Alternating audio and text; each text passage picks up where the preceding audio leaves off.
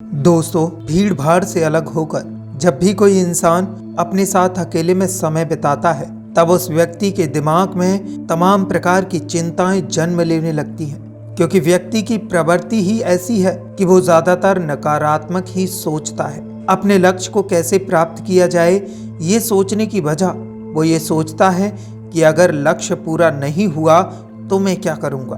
और इस प्रकार की नकारात्मक विचारधारा के कारण हमेशा डर के साए में जीता है।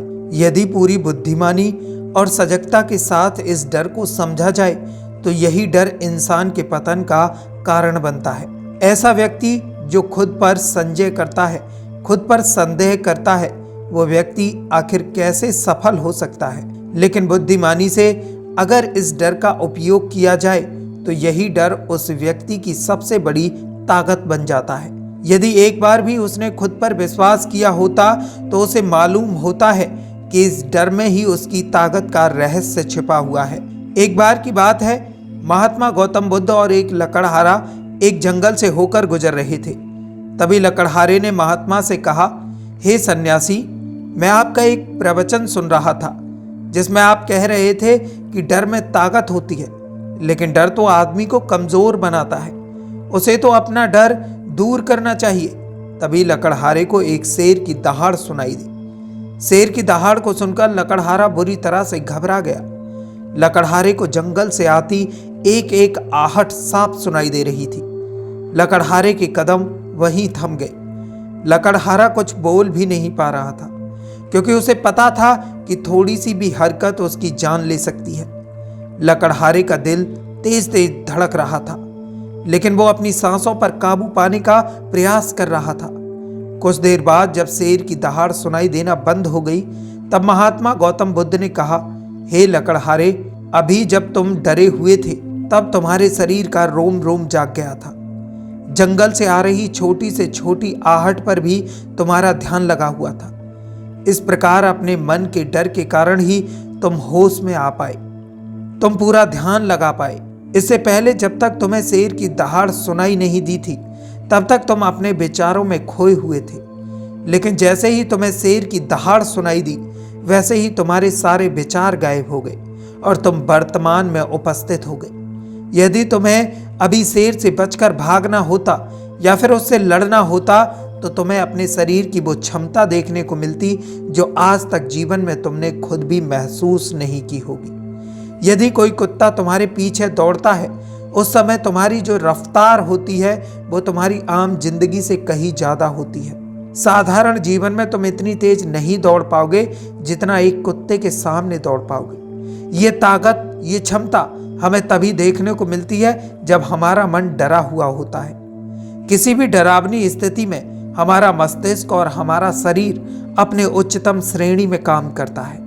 जो काम तुम आम जिंदगी में नहीं कर पाते, वो काम तुम्हें डराकर कराया जा सकता है। जहां भी तुम्हें डर का एहसास होता है, वहीं तुम्हारी इंद्रियां पूर्ण रूप से सक्रिय हो जाती हैं। तुम्हारे कानों की सुनने की क्षमता तेज हो जाती है, तुम्हारी दृष्टि एकटक हो जाती है, सक्रियता बढ़ जाती है, और जैसे जैसे तुम्हारा डर खत्म होने लगता है, वैसे वैसे तुम सुस्त अवस्था में चले जाते हो। महात्मा गौतम बुद्ध ने कहा, विद्यार्थी अपनी परीक्षा से एक दिन पहले जो याद करता है, उसकी याद करने की जो गति होती है वो साधारण याद करने की क्षमता से कहीं तेज होती है। सिर्फ एक बार याद किया उसे परीक्षा के समय याद रह जाता है, और ये सब परीक्षा के डर से ही होता है।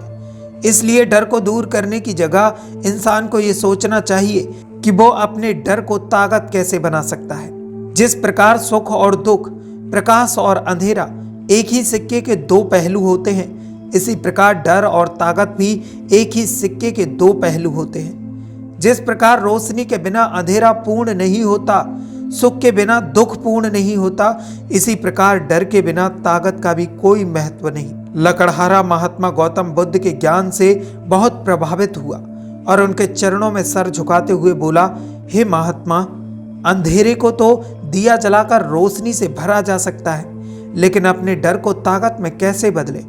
इस पर महात्मा गौतम बुद्ध ने कहा, डर दो प्रकार के होते हैं। सबसे पहला होता है मानसिक डर और दूसरा होता है शारीरिक डर। मान लो तुम्हें जंगल से होकर गुजरना है और अचानक तुम्हारे मन में शेर का ख्याल आ जाए।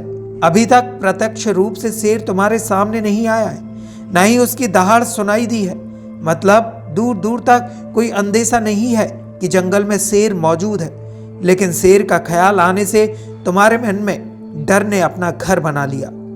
अब तुम्हारा उठने वाला एक एक कदम उसी डर से अभिभूत होगा। हर समय तुम्हारे मन में यही ख्याल चलेगा कि कहीं शेर ना आ जाए। ये शेर वर्तमान में तुम्हारे सामने नहीं है, ये तुम्हारी सिर्फ कल्पना है। इसी प्रकार जो मनुष्य अतीत और भविष्य की चिंताओं में डूबा रहता है, वो व्यक्ति मानसिक डर का शिकार होता चला जाता है। इसी कारण वो व्यक्ति अपने जीवन में जितने भी निर्णय लेता है, सारे मानसिक डर से ग्रसित होते हैं। इसलिए ज्यादातर मनुष्य पूर्ण रूप से अपने निर्णय पर भरोसा नहीं कर पाते हैं, और यही निर्णय और फैसले जो आधे मन से लिए जाते हैं, मनुष्य के कार्य को पूरा नहीं होने देते। लेकिन यह भी सत्य है कि मानसिक डर के कारण ही इंसान अपनी तैयारियां पूरी करता है। अगर तुम्हारे मन में शेर का ख्याल नहीं आएगा तो तुम शेर से अपनी सुरक्षा के लिए कोई भी कदम नहीं उठाओगे। लेकिन यदि तुम्हें शेर का ख्याल आ गया तो तुम उससे सुरक्षा के लिए कोई ना कोई तरीका जरूर अपनाओगे। इसलिए मानसिक डर बेकार नहीं, वो आपकी सुरक्षा को और भी ज्यादा मजबूत करता है। लेकिन समस्या तब शुरू होती है जब आप चाहकर भी कुछ नहीं कर सकते, लेकिन उसके बावजूद आप मानसिक डर झेल रहे होते हैं। कुछ मनुष्य हमेशा ये सोचते रहते हैं कि उन्हें कोई बीमारी ना हो जाए, कहीं उनके साथ कोई दुर्घटना ना घट जाए, कहीं उनके साथ कोई धोखा ना कर दे। लेकिन इन सभी घटनाओं पर उस व्यक्ति का कोई जोर नहीं होता, ये व्यक्ति के हाथ में नहीं होती। यदि दुर्घटना होनी होगी तो वो होकर ही रहेगी। अच्छा खान पान और अच्छी दिनचर्या का पालन करने के बाद भी अगर कोई मनुष्य बीमार हो जाता है तो ये उसके नियंत्रण से परे की बात है। अपनी तरफ से उसने पूरी कोशिश की और यही उसका कर्तव्य था।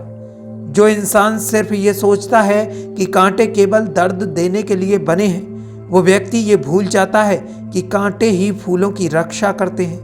इसी प्रकार एक ज्ञानी मनुष्य किसी भी चीज का उपयोग अपने सकारात्मक तरीके से कर सकता है, लेकिन एक अज्ञानी मनुष्य नहीं। विवेकशील मनुष्य फेंके गए पत्थरों का भी महल खड़ा कर लेता है, लेकिन एक अज्ञानी मनुष्य उन पत्थरों को दूसरों पर फेंकता रहता है। यदि किसी मनुष्य को अपने मानसिक डर को ताकत में बदलना है तो उसके कुछ नियम हैं, कुछ उपाय हैं। सबसे पहला उपाय है अपने विचारों का निरीक्षण। अगर हम अपने जीवन में अपने विचारों का निरीक्षण करेंगे तो हम पाएंगे कि ज्यादातर विचार हमारे काल्पनिक होते हैं, और इसलिए जो डर उन विचारों के कारण पनपता है वो भी काल्पनिक होता है। ज्यादा सोचने वाले लोगों को जब सोचने के लिए कुछ नहीं मिलता तब वो फिजूल की बातें सोचते रहते हैं, और ये फिजूल की बातें ही उसे तो परेशान करती हैं, साथ ही साथ उसके परिजनों को भी परेशान करती हैं।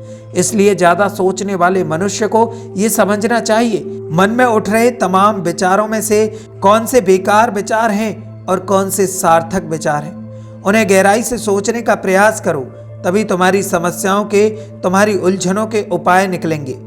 मनुष्य के मानसिक डर को दूर करने का दूसरा उपाय है उसका सामना करना।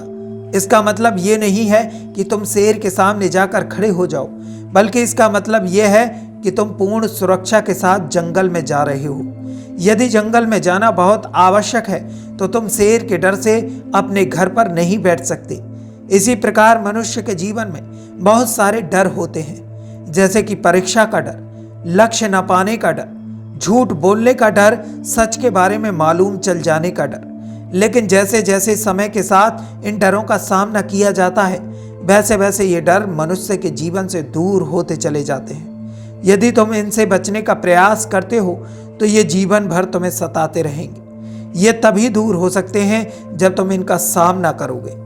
दोस्तों, इस कहानी में बस इतना ही। अगर आपको वीडियो पसंद आया हो तो लाइक, कमेंट और शेयर करना ना भूलें। साथ ही चैनल को सब्सक्राइब कर बेल आइकन जरूर दबाएं ताकि हमारी हर आने वाली वीडियो का नोटिफिकेशन आप तक पहुंच सके।